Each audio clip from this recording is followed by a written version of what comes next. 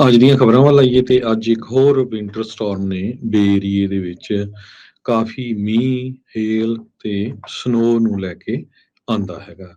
ਤੇ ਬੇ ਏਰੀਆ ਇੱਕ ਵਾਰੀ ਫੇਰ ਹਿੱਟ ਹੋਇਆ। ਅੱਜ ਸਾਰਾ ਦਿਨ ਬੇ ਏਰੀਏ ਦੇ ਵਿੱਚ ਕਾਫੀ ਮੀਂਹ ਪੈਂਦਾ ਰਿਹਾ। ਕਈ ਜਗ੍ਹਾ ਦੇ ਉੱਤੇ ਸਨੋ ਵੀ ਪਈ ਆ। ਕਈ ਹਾਈਵੇਜ਼ ਬੰਦ ਰਹੇ ਅੱਜ। ਹਾਈਵੇ 680 ਜੋ ਹੈਗਾ ਆ ਸਨੋਲ ਬੁਲੇਵਰਡ ਦੇ ਕੋਲ ਨੀਅਰ ਪਲੇਜ਼ੈਂਟਨ, ਜਦੋਂ ਆਪਾਂ ਬੇ ਏਰੀਏ ਤੋਂ ਲਿਵਰਮੋਰ ਵੱਲ ਨੂੰ ਜਾਂਦੇ ਆ ਤੇ ਉਹ ਫਲੱਡਡ ਹੋ ਗਿਆ, ਜਿਹਦੇ ਕਰਕੇ ਦੋ ਲੇਨਸ ਕਲੋਜ਼ ਕਰਨੀਆਂ ਪਈਆਂ। ਬਹੁਤ ਜ਼ਿਆਦਾ ਜਿਹੜਾ ਟ੍ਰੈਫਿਕ ਆ ਉਹ ਬੈਕਅਪ ਸੀ। ਇਸੇ ਤਰ੍ਹਾਂ ਮਾਊਂਟ ਹੈਮਿਲਟਨ ਤੇ ਮਾਊਂਟ ਡਿਆਬਲੋ ਤੇ ਸੈਨ ਫਰਾਂਸਿਸਕੋ ਏਰੀਏ ਦੇ ਵਿੱਚ ਕਾਫੀ ਜ਼ਿਆਦਾ ਜਿਹੜੀ ਸਨੋ ਪਈ ਹੈਗੀ ਆ। ਠੰਡ ਬਹੁਤ ਜ਼ਿਆਦਾ ਆ।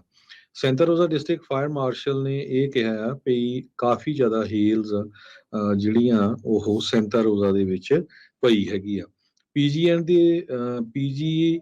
ਈ ਦੇ ਮੁਤਾਬਕ ਹੁਣ ਤੱਕ 10,000 ਤੋਂ ਵੱਧ ਲੋਕ ਨਾਰਥ ਵੇ ਦੇ ਵਿੱਚ ਬਿਨਾਂ ਬਿਜਲੀ ਤੋਂ ਹੈਗੇ ਆ। ਇਸੇ ਤਰ੍ਹਾਂ ਪੈਨਸੂਲਾ ਦੇ ਵਿੱਚ ਵੀ ਟ੍ਰੈਫਿਕ ਕਾਫੀ ਜਿਹੜਾ ਪ੍ਰਭਾਵਿਤ ਹੋਇਆ। ਇਹਦੇ ਨਾਲ ਬਾਰਟ ਬਹੁਤ ਜ਼ਿਆਦਾ ਅਫੈਕਟ ਹੋਈ ਆ। ਐਲ ਕਮਿਨੋ ਰੀਅਲ ਜੋ ਸਟਰੀਟ ਆ ਪਾਲੋ ਆਲਟੋ ਦੇ ਵਿੱਚ ਦੋਨਾਂ ਡਾਇਰੈਕਸ਼ਨਾਂ ਦੇ ਵਿੱਚ ਬੰਦ ਕਰਨੀ ਪਈ ਯੂਨੀਵਰਸਿਟੀ ਐਵਨਿਊ ਦੇ ਕੋਲ, ਕਿਉਂਕਿ ਪੂਰੀ ਤਰ੍ਹਾਂ ਫਲੱਡਡ ਹੋ ਗਈ ਸੀ।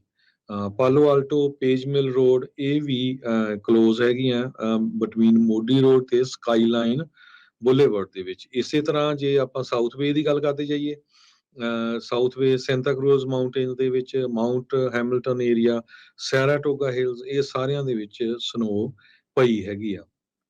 ਸੈਨੋਜ਼ੇ ਦੇ ਵਿੱਚ ਟੈਂਪਰੇਚਰ 30s ਦੇ ਲਾਗੇ ਛਾਗੇ ਵੀ ਪਹੁੰਚ ਗਿਆ ਸੀ ਤੇ ਮੀਂਹ ਬਹੁਤ ਜ਼ਿਆਦਾ ਪਿਆ ਹੈ। ਜੀ, ਬਿਲਕੁਲ।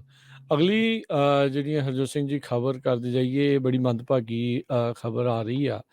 ਸੌਜਨਿਆ ਰਾਮਾ ਮੂਰਤੀ, ਇੱਕ ਜਿਹੜੀ ਬੀਬੀ ਜੋ ਕਿ 30 ਸਾਲਾਂ ਦੀ ਸੀਗੀ, ਰੈਡਮੌਂਡ ਵਾਸ਼ਿੰਗਟਨ ਦੇ ਵਿੱਚ ਰਹਿੰਦੀ ਸੀ, ਪਿਛਲੇ ਕੁਝ ਦਿਨਾਂ ਤੋਂ ਲਾਪਤਾ ਦੱਸੀ ਜਾਂਦੀ ਸੀ। ਅਫਸੋਸ ਦੇ ਨਾਲ ਇਹ ਦੱਸਣਾ ਪੈ ਰਿਹਾ ਵੀ ਉਸ ਦੀ ਲਾਸ਼ ਜਿਹੜੀ ਆ ਸਮੈਮਿਸ਼ ਲੇਕ ਜਿਹੜੀ ਆ ਉੱਥੋਂ ਲੱਭੀ ਆ, ਬੈਲ ਮੈਰੀਮੂਰ ਪਾਰਕ ਅਪਾਰਟਮੈਂਟਸ ਦੇ ਲਾਗੋਂ। ਇੱਥੇ ਹੀ ਇਹ ਅਖੀਰਲੀ ਵਾਰ ਦੇਖੀ ਗਈ ਸੀ।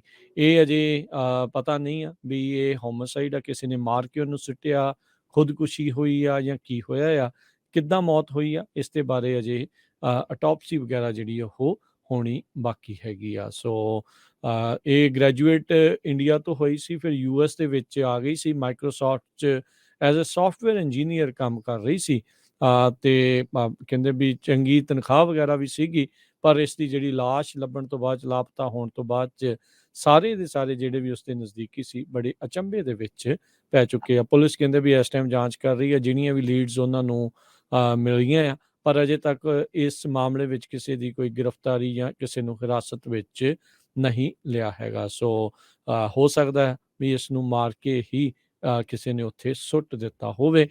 ਪਿਛਲੇ ਕਈ ਦਿਨਾਂ ਤੋਂ ਇਸ ਦੀ ਤਸਵੀਰ ਸੋਸ਼ਲ ਮੀਡੀਆ ਦੇ ਉੱਤੇ ਛਾਈ ਪਈ ਸੀਗੀ ਵੀ ਇਸ ਨੂੰ ਲੱਭਣ ਦੀ ਜਿਹੜੀ ਭਾਲ ਆ ਉਹ ਕਰ ਰਹੇ ਆ ਫੇਸਬੁੱਕ, ਟਵਿੱਟਰ ਤੇ ਹੋਰ ਕਈ ਥਾਵਾਂ ਦੇ ਉੱਤੇ, ਪਰ ਫਾਈਨਲੀ ਜਿਹੜੀ ਅੱਜ ਉਸ ਦੀ ਮੰਦਭਾਗੀ ਦੇ ਨਾਲ ਉਸ ਦੀ ਲਾਸ਼ ਜਿਹੜੀ ਉਹ ਬਰਾਮਦ ਹੋਈ ਆ। ਆਈ ਥਿੰਕ ਆਂਧਰਾ ਪ੍ਰਦੇਸ਼ ਤੋਂ ਇਹ ਸੀਗੀ ਤੇ ਰੈਡਮੌਂਡ ਵਾਸ਼ਿੰਗਟਨ ਦੇ ਵਿੱਚ ਮਾਈਕਰੋਸਾਫਟ ਦੇ ਲਈ ਇੱਥੇ ਕੰਮ ਕਰ ਰਹੀ ਸੀ, ਉੱਥੇ ਰਹਿੰਦੀ ਸੀਗੀ। ਜੀ, ਬਹੁਤ ਹੀ ਮਾੜੀ ਖਬਰ ਆ ਰਹੀ ਹੈ।